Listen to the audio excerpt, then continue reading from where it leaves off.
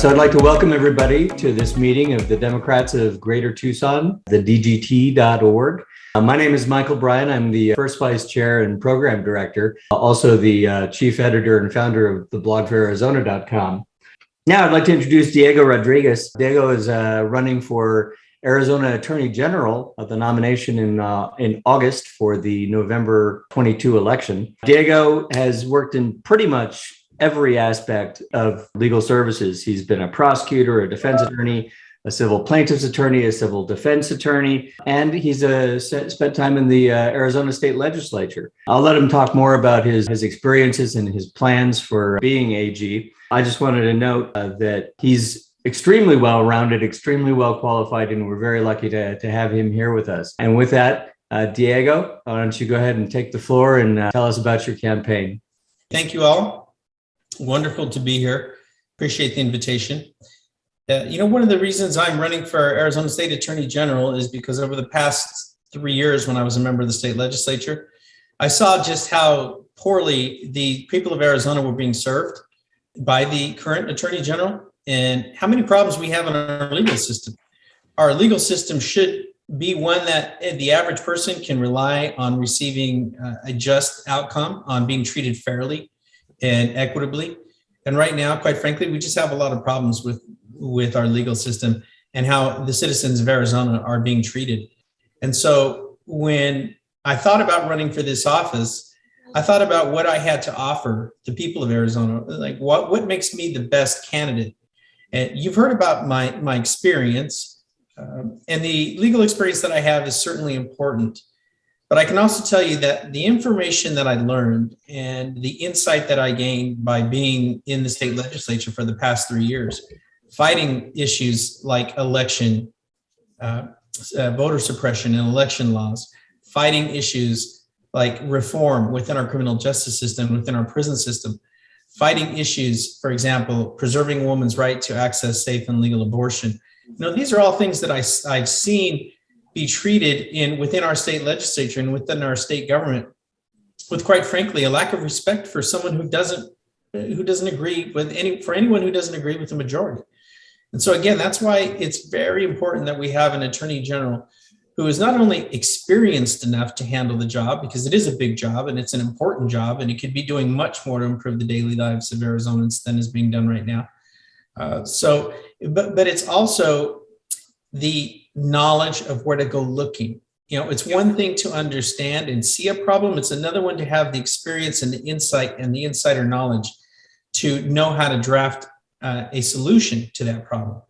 And so when I decided to run for state attorney general, I looked back at my career. I looked back at my career as an attorney, my career as a state legislature, and I saw a combination of facts and knowledge that really, in my mind, makes me the best qualified candidate.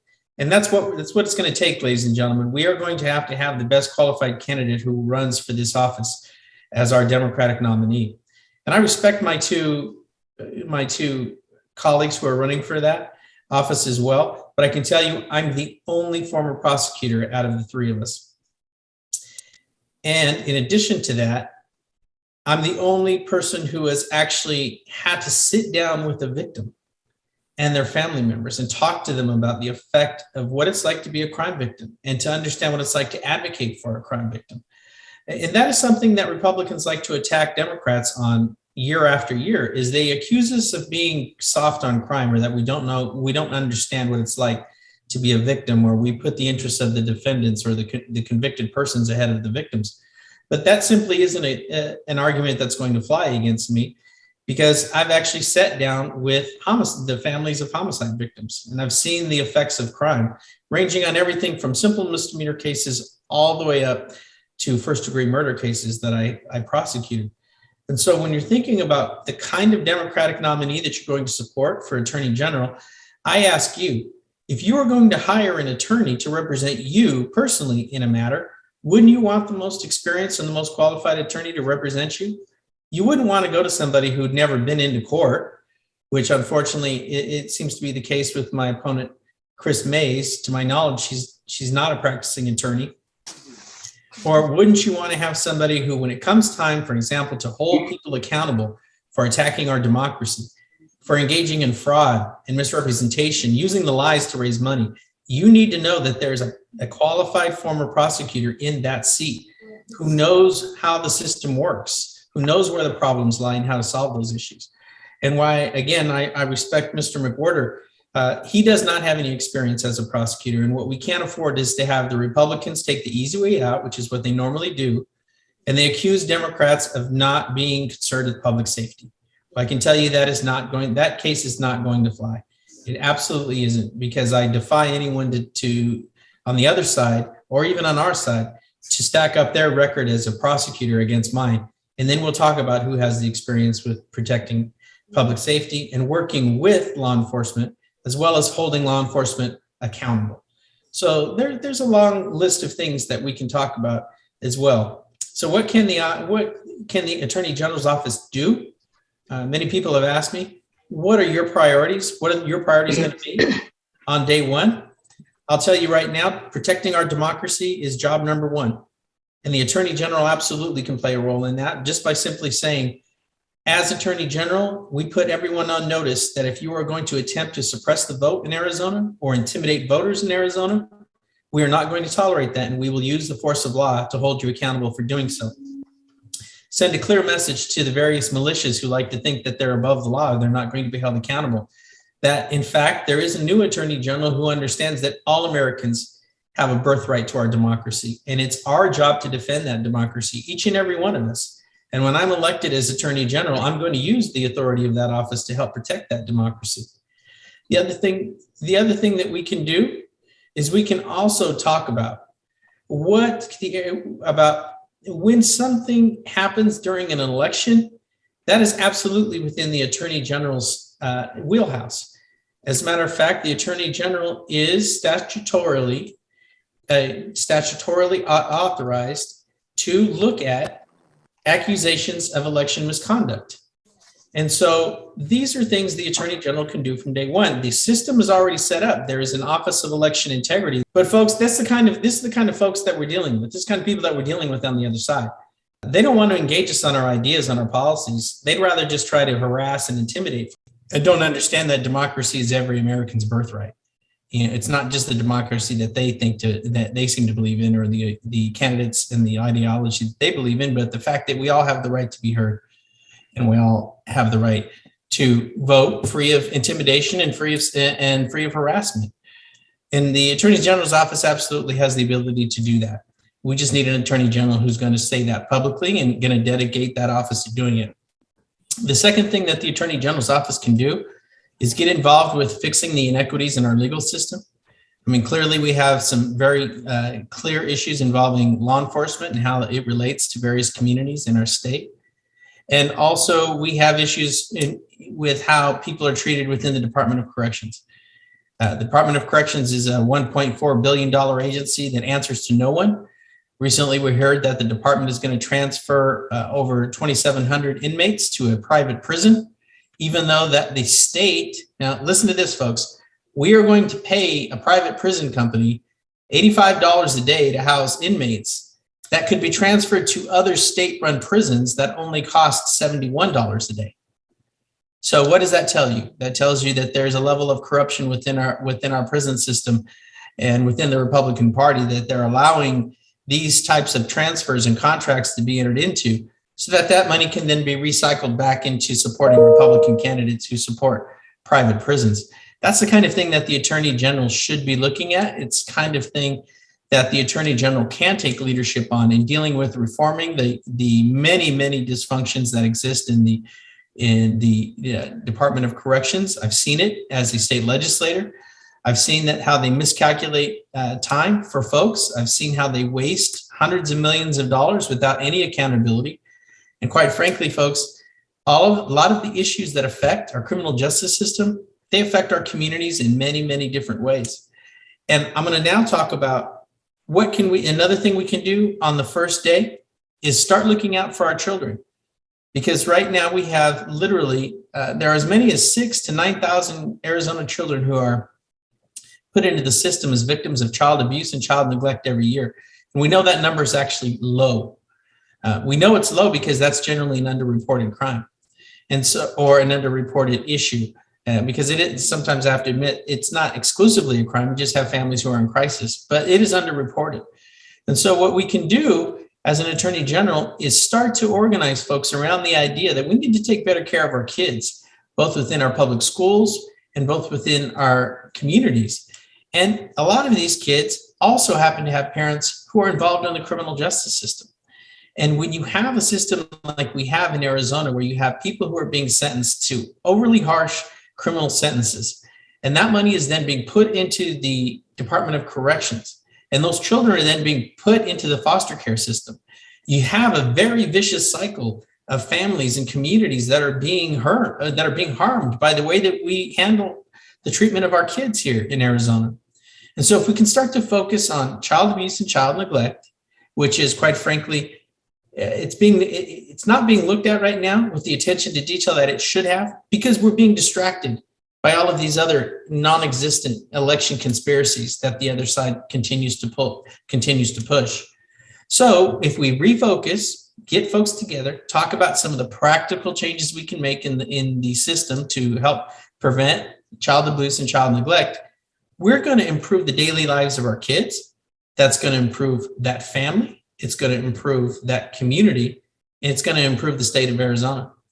This all works together, folks. The Attorney General can have a very real effect on improving the everyday lives of Arizonans.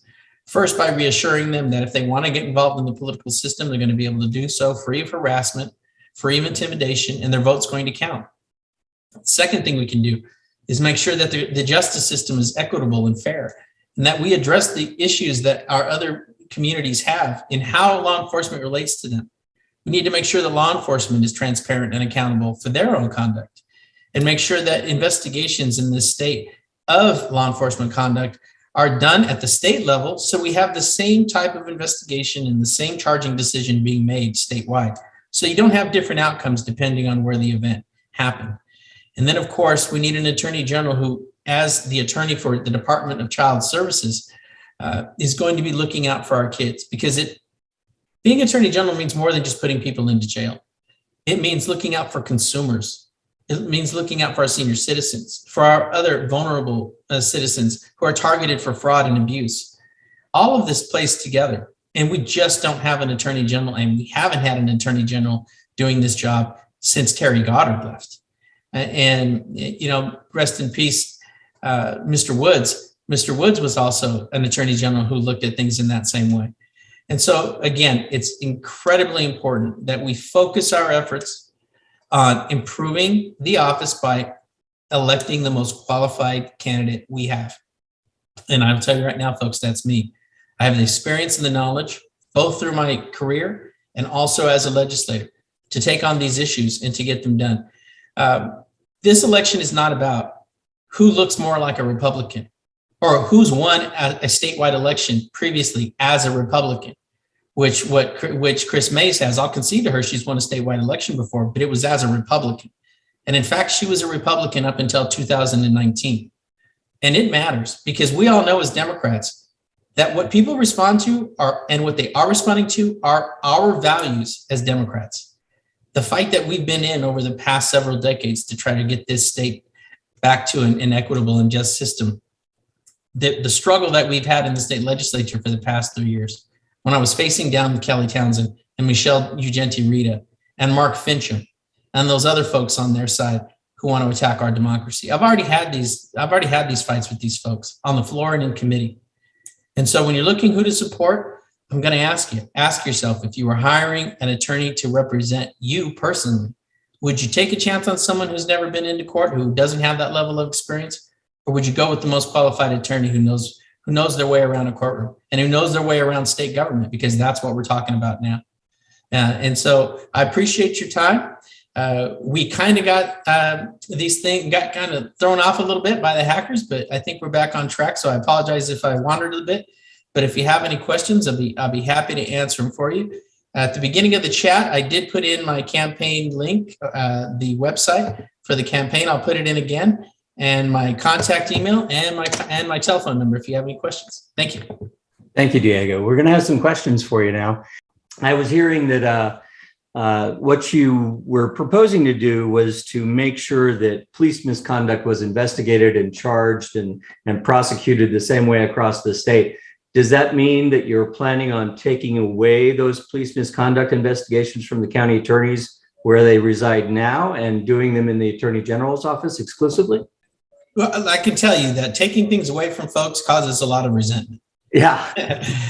We have the local preemption issue. I don't want to create local preemption, just a different kind of local preemption. But what I do want to have happen is that the Attorney General's office plays a role in those investigations cooperatively with each local jurisdiction, so that the two sides can agree, or the parties can agree on the type of investigation that will be conducted, who will conduct that investigation, and the standards, the decision-making standards, the evaluation standards that are going to be used to make the charging decision.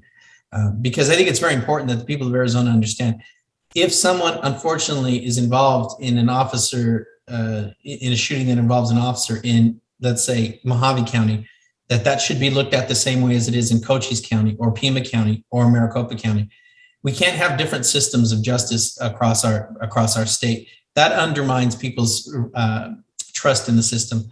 And we need to have predictability and transparency in this process. So I would, in fact, as Attorney General, go to each county attorney and say, let's sit down, let's create a new system of how to investigate these claims. And if it did require championing the creation of an independent, for example, an Arizona Bureau of Investigation, similar to what many other states have, then I absolutely would support that.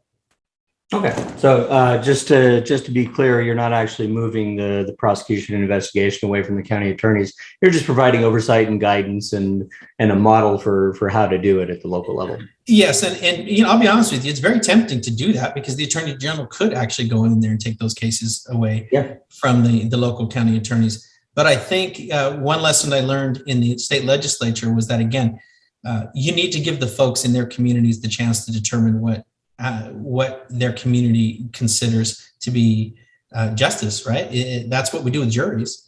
That's what we do with grand juries. That's why you elect a county attorney for each county. But I do think there needs to be more standardization in terms of how those investigations are conducted and how they're evaluated for charging. And thanks for that clarification, Diego. Let's go to Shirley Muni. She has her hand up for a question. How much authority does the Attorney General have on pending legislation? We got an awful lot of bad laws proposed and passed last season, and it had to go to the state Supreme Court, which threw out a lot of those. It shouldn't have to go that far. Would you have any authority before it gets that far into actual legislation if something is obviously unconstitutional? That is a great question. So I can tell you, based on my personal experience in the legislature, I'll tell you what happened. So the first example I saw during my term, a bill that was clearly unconstitutional, was Travis Grantham's bill to exempt teenagers from the minimum wage law. That hit the floor in the House. As an attorney, and myself and Mr. DeGracia and Ms. Engel, we all stood up and told them, hey, you can't do this. You're violating equal protection. This is unconstitutional from jump. You simply cannot do this. They didn't listen to us then, but what happened, what I thought was very interesting, is that once Mark Brnovich actually issued an opinion telling them that it was unconstitutional, they did stop. And that bill, it was stopped dead in its tracks. It got out of the House, but it didn't even get a hearing in the Senate, because by then the Attorney General had issued that opinion, making it clear that it was unconstitutional.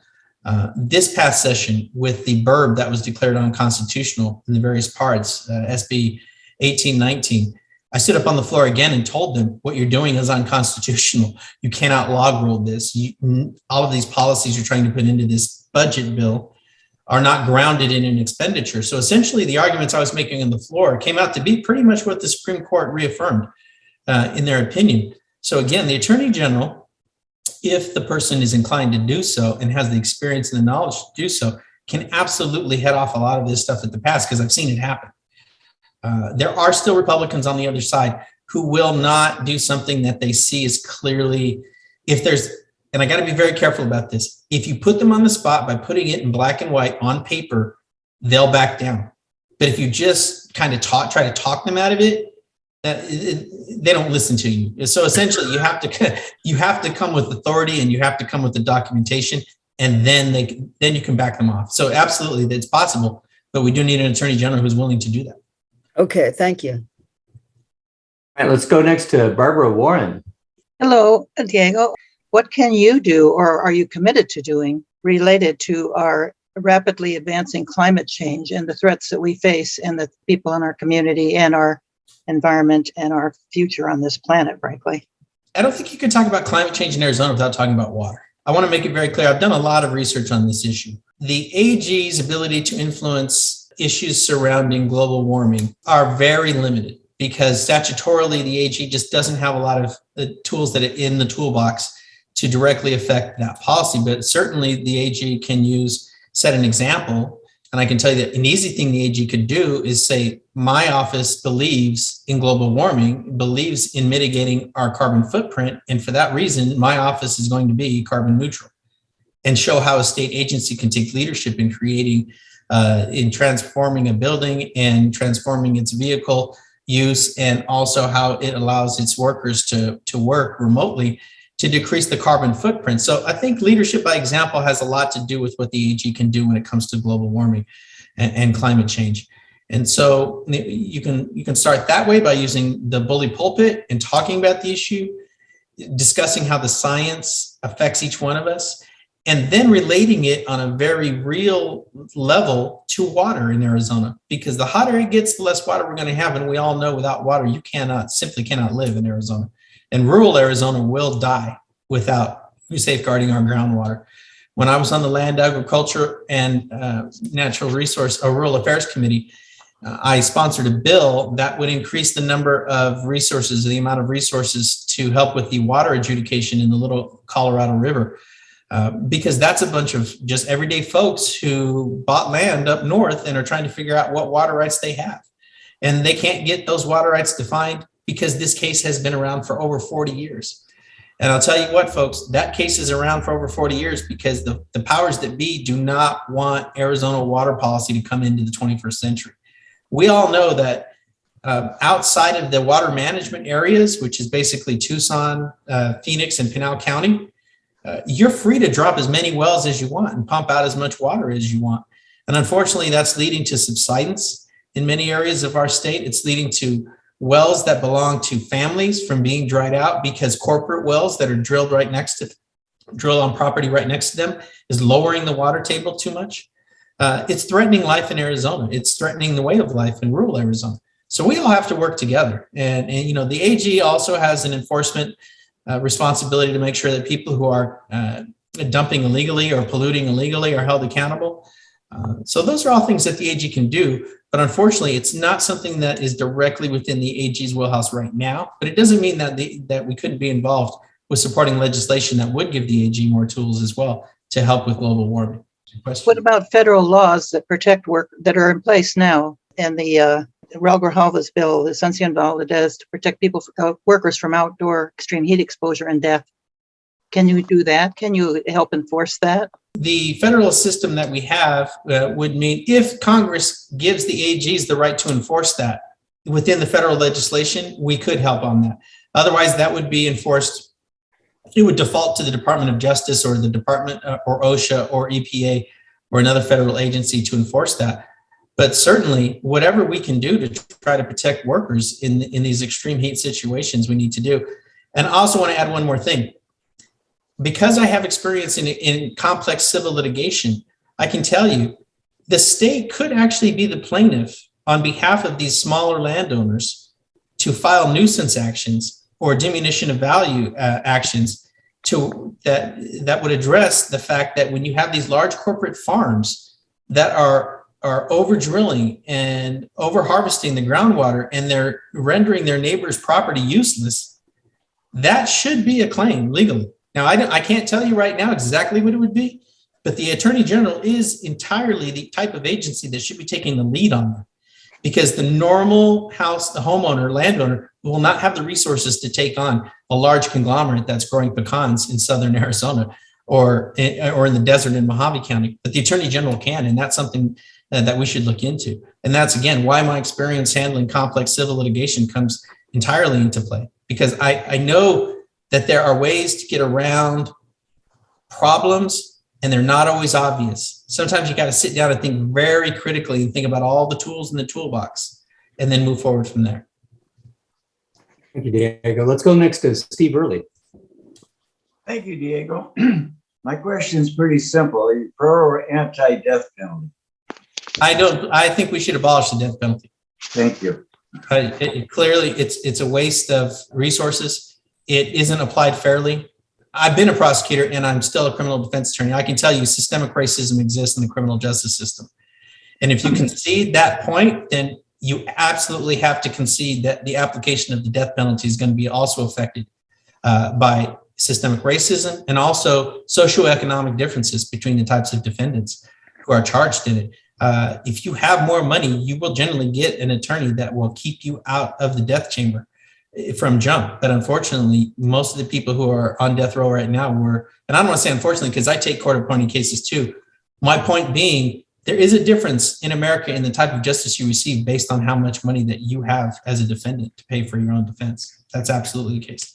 So I would abolish the death penalty. And we could just very easily switch it over to a choice between 25 years with the chance of parole after 25 years and then life, natural life.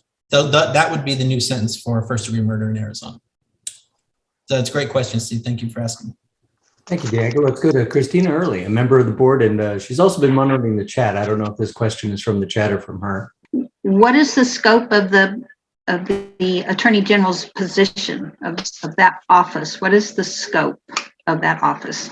Sure. So the scope of the office basically includes let's start with the prosecution side. So on the prosecution side, an attorney general can file charges in any case that a county attorney could charge.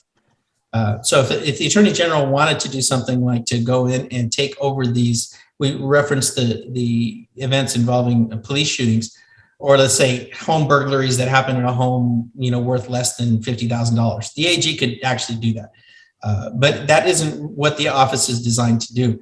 The office on the criminal side is designed to defend the state in lawsuits. For example, in an appeal, if someone's convicted of a crime and they file an appeal, the Attorney General's office takes over the appeal. The county attorney's office transfers that over to the Attorney General's office because the client is the state of Arizona. And as the de facto attorney for the state, the Attorney General handles the appeals. The Attorney General handles DCS cases, removals, and other actions that arise from those issues. The Attorney General on the civil side handles civil litigation that involves the state. Many times that can be just as simple as saying, my office needs more expertise, so I want to go to outside law firms and hire them to help us to get more eyes on the case and to get more expertise in the case. So they represent various agencies as well. In Arizona, we have a very weird system right now because you've had agencies that are not in agreement with each other.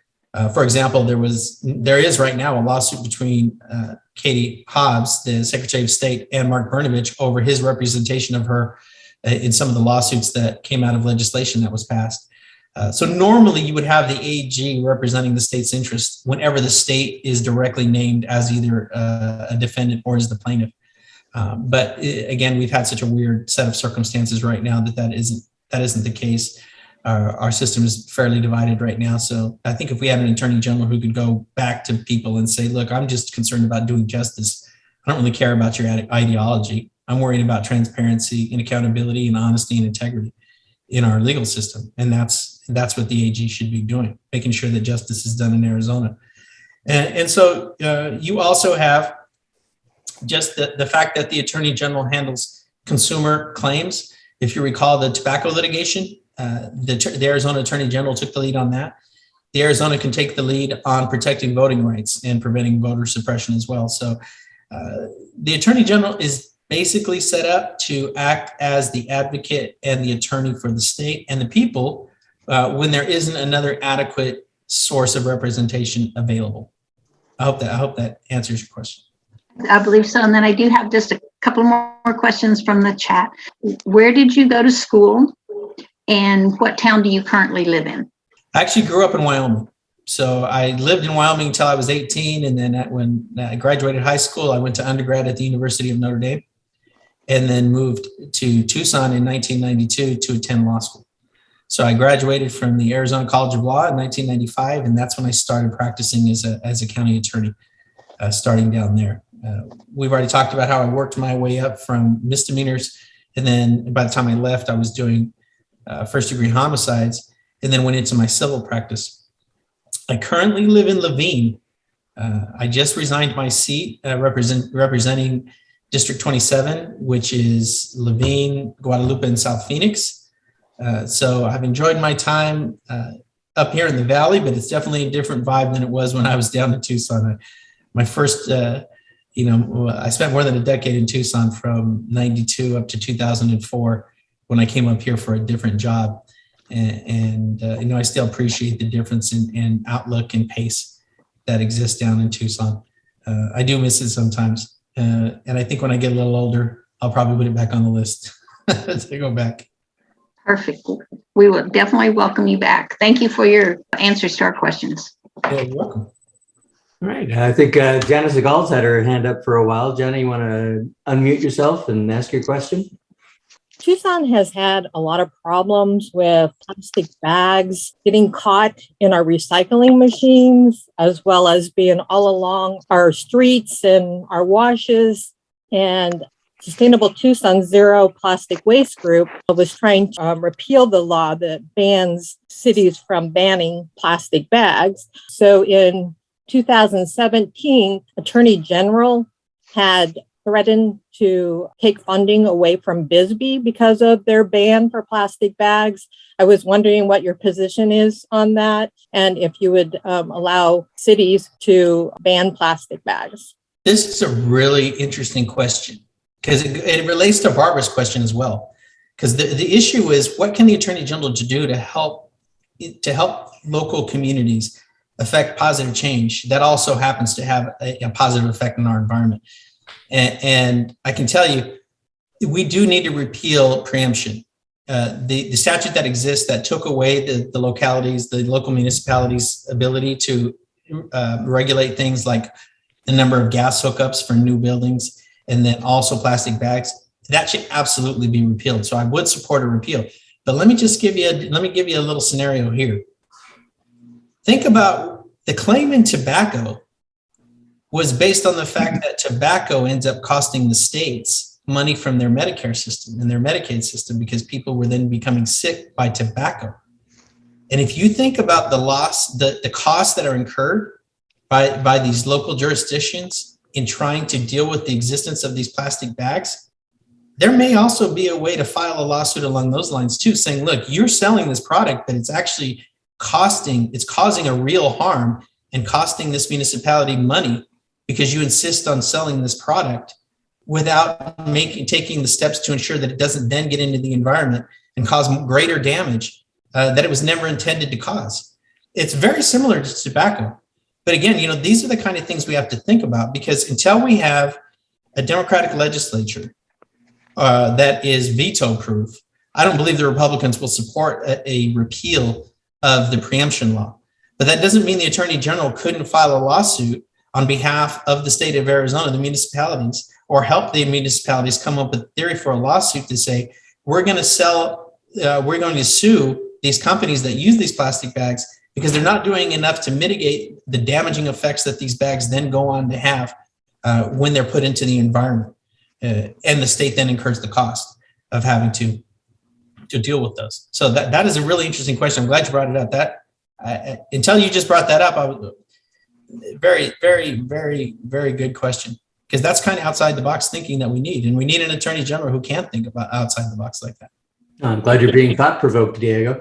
Yes. Next, let's have a question from Lillian Fox, who's had her hand up for a while as well. My question is about the preemption law, too, because it seems like every time Tucson turns around and passes a law, they get blocked by the state. And an example is Tucson wanted to have a gun buyback program, and they got blocked. Is there any way to deal with that so that Tucson can buy back guns? If you think about how the other side has treated abortion in the Texas law, right? So what they're trying to do is empower individual private citizens to bring these types of claims in order to deter the conduct that they're trying to prevent. But As an attorney, I could tell you, again, if you wanted to think creatively, I think a city could probably make a grant to an organization that is dedicated to reducing gun violence. And if that organization then decided to use that grant money to buy back weapons, I don't think there's anything that the legislature could do to prevent that. That is so smart. Thank you. Yeah, you're welcome. What I've done as an attorney my whole career is try to figure out ways to get my clients to where they need to be. Either I'm trying to get them where they want to be, or I'm trying to mitigate the damage based on what they've already done. I'm going to call my favorite city councilor and suggest this to him, because he was behind the gun buyback program that got blocked. Yeah, I think that can happen because, one of the things we can do is by reducing gun violence. Clearly, we're making our community safer. But it also helps Arizona because we have one of the highest rates of shootings that take place in conjunction with the history of domestic violence. The last time I checked, I think we had the 4th highest rate in the country. I wouldn't doubt if it's even higher now. We're definitely not doing enough to reduce gun violence in Arizona. But if somebody came to me as, when I'm Attorney General, if they asked me for an opinion, is this legal? I can tell you, well, when I thought about it back in January, I thought it was legal. I think it's legal now. So good luck with it. I think it's a great idea, but please tell your friends and give me credit. Okay, I will. Thank you, Lillian. We next have a question from board member Susie Anderson. Hi there, Diego. Thank you so much. It's been a pleasure listening to you. Mark Brnovich has been in the office for quite a while, and I'm sure he's got a lot of like-minded people in the office. How long will it take you to restaff the office to get things done in a much more smooth manner? Not going to take long. During call time, I've talked to folks who either have family members that work in the AG's office or were former employees with the AG's office, and they've all told me that the morale is very low right now, but people are still dedicated to the job. And I think that when you have leadership at the top of the office who can inspire folks and can really, especially when it comes to attorneys, younger attorneys, if you tell them, if you want to do justice and you want to help build a better Arizona for everyone, come work here. I think we're going to, and you have somebody that looks like you, by the way, somebody who doesn't look like every other attorney general who's ever been in that office. That inspires people to get involved. And so I don't think it'll take long at all. Now, it may take long to sort of, clean house a little bit, but it won't take long to get staffing up to speed. I don't think that'll take long at all. All right, the next question is from me. I noted that one of your big issues is banning private prisons. I'd like to give you a chance to talk about why you feel that private prisons should be banned and what the Attorney General can do about that issue. Yes. Private prisons right now are being used as a conduit. We talked about it a little bit in my initial statement. What's happening is immoral, in my opinion. The state shouldn't, private corporations should not be involved in making profits off of the incarceration of human beings.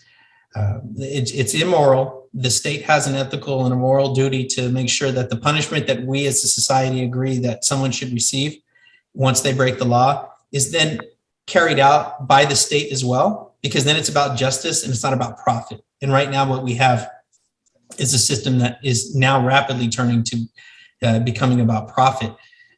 When you have private prisons, you have people who are not motivated by the same sets of facts and circumstances that traditionally the correctional or the rehabilitative aspects of prisons have tried to take into consideration.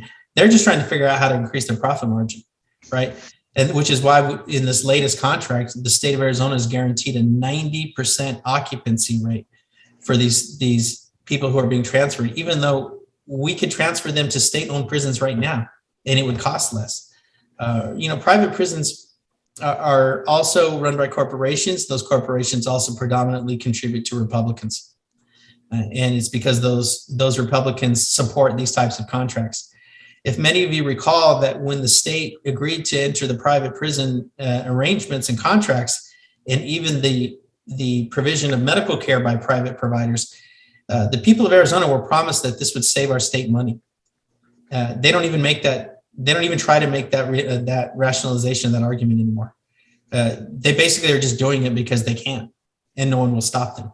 But the statistics will all tell you, it's actually more expensive to house people in private prisons and to use private third-party medical providers than it is to have the state do it.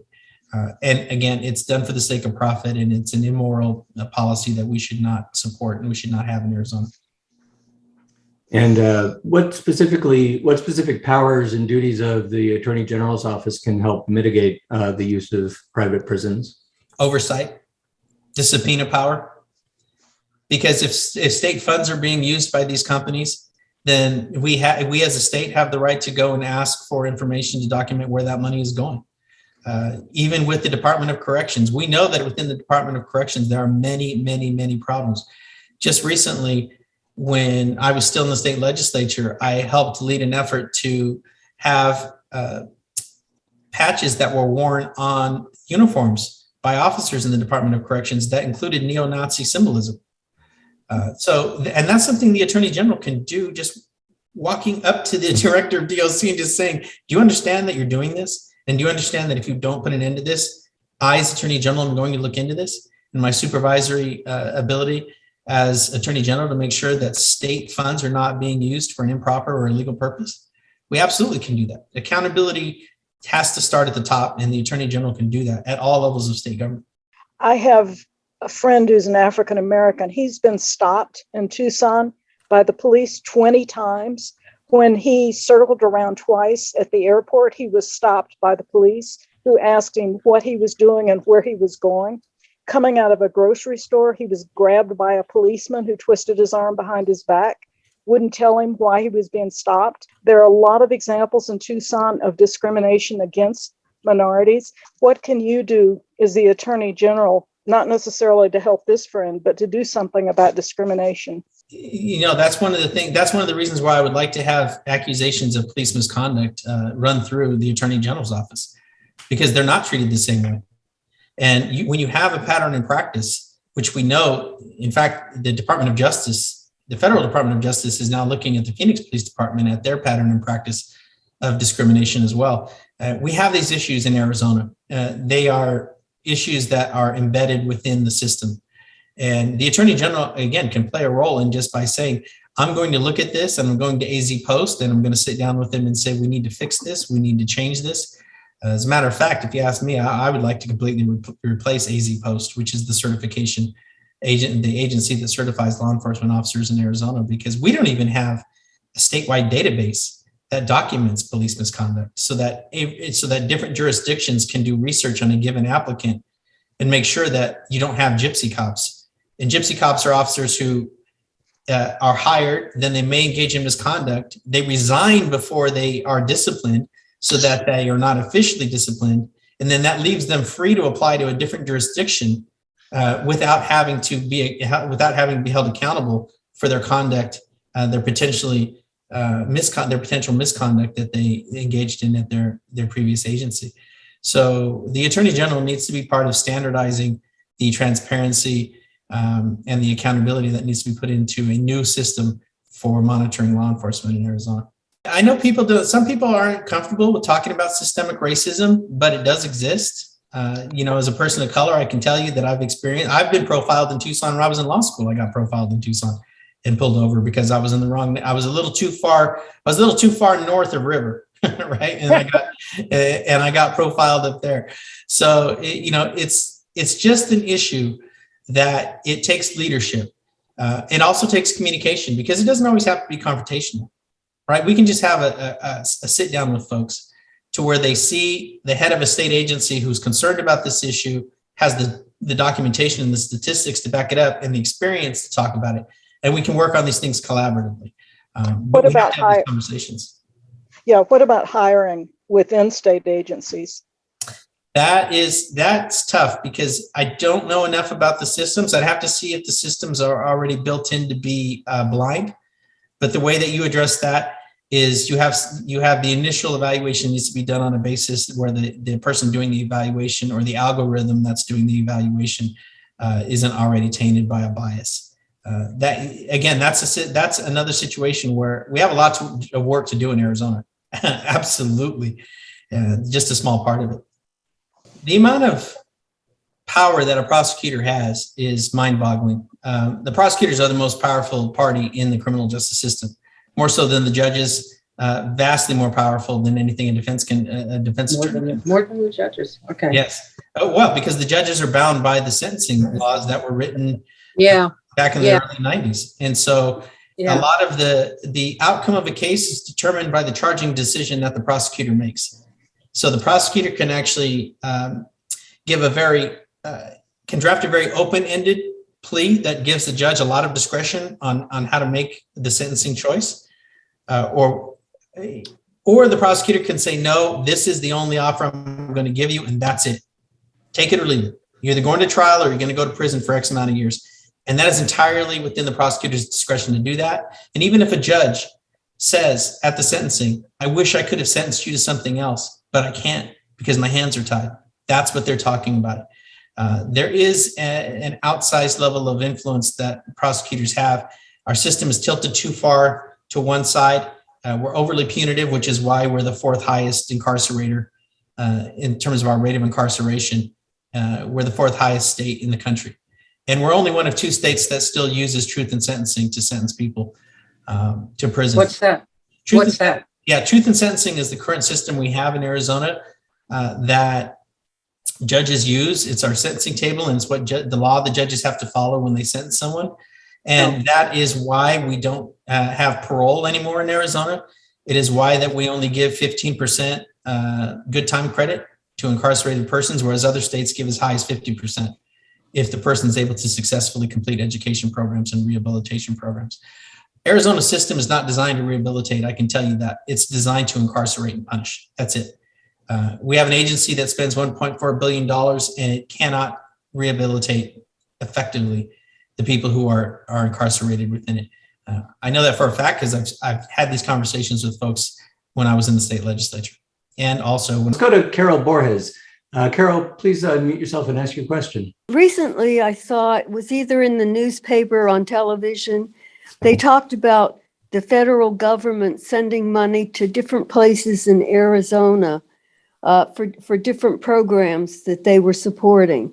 And then they said that the money was being held in Phoenix rather than being distributed to the places where it's supposed to go. Do you know about that? And is there anything that the Attorney General can do about that if they are holding the money? It's so right now, for example, Doug Ducey has probably, I'm going to say conservatively, $40 million in COVID mitigation funds that he could spend. But the way that Congress wrote the legislation, it gave it to the governors to make the ultimate determination of how that money is spent, as long as it's spent consistently with the purpose that Congress authorized it to be spent for. So unfortunately, the Attorney General can't have any direct influence over that unless Congress gives the AG direct influence over that. So it is a little frustrating. Carol, I agree with you. There's a lot of federal money that comes into Arizona that, quite frankly, is inconsistent with the Republican majority's view of how state government should work. And so that money is sitting unused, or, for example, the governor uses it to entice people to pull their kids out of public schools and put them into private charter schools. So it's frustrating, but again, if we have another voice on the other side talking about the right way to do things, that does have value as well. Okay, let's go to Barbara Warren. She appears to have another question. Your interest in water is really important from another point of view, and that is in Tucson, we have had serious toxic contamination of our water table by the airport and by the military bases with PFAS, these very, very toxic chemicals. And they're beginning to ooze into our central water table. One of our city council people has been working on this issue and trying to persuade the government to help deal with mitigation and whatever we can do to stop this. There's a new plant that's being proposed that would also bring in the same area, issuance of toxic chemicals in our environment. What way can the Attorney General help in dealing with these issues and resolving some of these problems? You know what? You brought up a case that I actually worked on. When I was an attorney in Tucson, I worked at my first civil job after leaving the county attorney's office was going to work for Gus Rosenfeld. And I actually was part of the bench trial on the airport authority insurance coverage case talking about the TCE that leached into the ground from the operation of the airport back when it was primarily a military installation. So I know exactly what you're talking about. And, one drop of that stuff contaminates the entire well. So we have to err on the side of caution on that. And again, that's what I would talk about, the AG going to these local jurisdictions and to other agencies in the state and saying, water is a resource. It is a resource that is owned by all of the citizens in the state of Arizona. We all have an interest in protecting it. And we need to be aggressive and we need to be creative in how we approach these types of cases and saying, okay, if you are not going to do the things that we think are necessary to protect our resources, then we as an agency will move forward and we'll file a lawsuit either for a declaratory judgment to determine the rights of the parties or to protect the surrounding communities and the surrounding landowners, or to represent individual citizens in Arizona who have a claim to protecting their right to safe and clean drinking water. So, there are a lot of legal theories out there on the other side that just aren't being used because we have a Republican attorney general, and a Republican attorney general never will do those things because they don't see that the law can be used to protect as well as to restrict and punish. So we absolutely could do that. And I tell you, there's a long list of attorneys, Barbara, who've made a living off of that airport authority litigation, and the South Side communities suffered the effects of that as well. There were cancer clusters as well down there that are still being monitored to this day. And we have not resolved the problem at all. Yes. There were mitigation wells when I lived there back when I was there in the 90s. They had mitigation wells pumping, and they couldn't. The evidence that was presented was that the mitigation is just ongoing. We don't know when it's going to happen because that pollutant actually floats on top of the water. It's lighter than the water, so it settles to the top of the well. So even if you suck that water down, all you're going to have at the end of the day is just that TCE just sitting there on top of it. It always floats on top of it. It's very hard to remove. How about aerosol toxics that are released into the air from plants? And again, where does that jurisdiction lie? That's a fine line because the state environmental air quality really only deals with particulates, for example, dust pollution. So I'd have to look more closely into that. The federal government can have a more direct role in taking on those issues. If we're violating federal environmental standards in regards to air quality, that can absolutely be done. But the Attorney General can always act in concert with the federal agencies and invite them to come in and conduct an investigation and cooperate them in collecting evidence. So again, we just need an Attorney General who's open-minded to doing whatever we can to protect our resources, our precious resources like water and our air quality. Thanks, Diego. I have a question about voting rights. It is one of your platforms that you're running on is protecting people's voter rights. I have a question about sort of your discretion as Attorney General. One of the laws that was passed recently to try and suppress the vote is what they call vote harvesting, or just helping your neighbors vote, collecting votes. And there is actually a pending prosecution of an elderly lady who helped several of her neighbors by collecting their ballots and turning them in for her. And she's being prosecuted by the Attorney General's office right now. What is your power if you were to be elected Attorney General to mitigate the effect of that law? Folks, again, this goes back to the power that prosecutors have. If a prosecutor decides they don't want to charge a case, that case doesn't get charged. There is no mechanism under Arizona law for a private party to come in and instigate their own private prosecution. It doesn't exist in Arizona. It does in other states, but it does in Arizona. And so as Attorney General, you just completely walk into it very clear-mindedly and say, we're not going to file charges on this. And we're going to dismiss these charges, in fact, and we're going to sit down and just have a conversation with this lady and explain to her the application of state law. But we don't need to create a criminal history for something like this. And you have to look at the facts and circumstances, but prosecutors have it pretty much is an absolute discretion to decide what to charge and what not to charge. So again, it makes a difference that you have a Democrat in that office. Absolutely. All right. Thank you, Rodrigo, for Diego.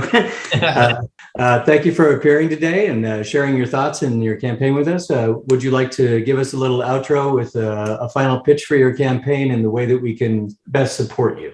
Yes. So first of all, folks, the two easiest ways, you can go to you can go online to the Secretary of State website and sign my nomination petition.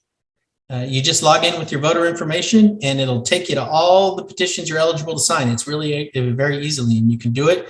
You're a verified petition signer. It saves us a lot of money in the long run. Very helpful. And you can ask your friends to do the same thing. The second thing is I'd ask for your vote, because we do have three candidates in this race on our side. We're all good people. We're all trying to do it for the right reasons. But we do need your votes. I need your vote, because this is an important race and we need to have our most qualified candidate running for this office. I just wanted to say hi to Mike Crawford. Mike's an old colleague of mine from back in the Tucson days when we were both in the justice courts down there. And then also donations, folks. It's the reality that if you support a candidate and you want to see that person in office, then whatever you can do financially, in addition, over and above your vote and your signature, that is a help too. Any amount helps. And as Democrats in Arizona, we all know that our strength lies in our unity. And we are always fighting an uphill battle when it comes to financial resources. And so whatever you can do to support is much appreciated. You can go to my website at diego4ag.com. I put it in the chat. I'll do it in one more time. And it'll take you to Act Blue. Excellent. Thank you so much, Diego. This wraps up today's meeting of the Democrats of Greater Tucson. Thank you, Diego.